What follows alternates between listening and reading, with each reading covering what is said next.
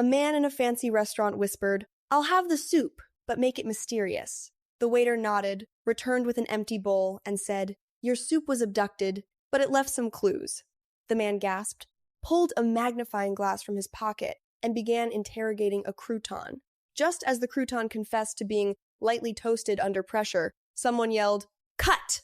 The restaurant walls rolled away, the waiter removed his fake mustache, and behind the camera stood Christopher Nolan, quietly explaining that the soup was actually a metaphor for time. Nolan walked off set, still holding the empty bowl, and accidentally wandered into a medieval castle, where everyone was arguing with a dragon about forcing delinquent renters out. The dragon complained, "I only burned 3 villages this month." That's restraint. Nolan tried to explain nonlinear storytelling, but the dragon sneezed from boredom and set the king's eyebrows on fire. The queen shouted, "Finally! Warmth in this drafty place!" Then someone yelled, "Cut!" The castle folded like cardboard.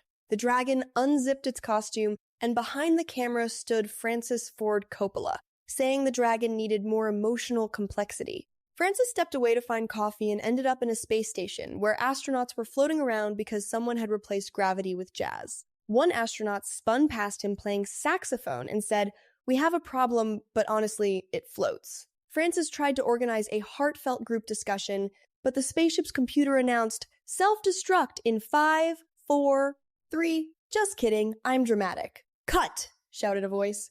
The space station ceiling lifted. The stars were glow-in-the-dark stickers, and behind the camera stood Jordan Peele, smiling like he knew that he himself was definitely haunted. Peele walked into what he thought was a shoe store, and instead found himself in a suburban backyard barbecue, where every hot dog screamed when mustard got near it. The neighbors pretended this was normal. One man said, "That's just Larry. He's gluten-free, but emotional." Peele backed away slowly as the potato salad whispered his name. Suddenly, "Cut!"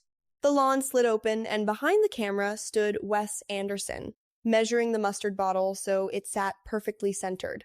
Anderson adjusted his scarf, stepped through a yellow door, and entered a courtroom where a penguin was suing a snowman for identity theft. Before the verdict, a voice cried, "Cut!" and behind the camera stood Steven Spielberg, already planning the sequel.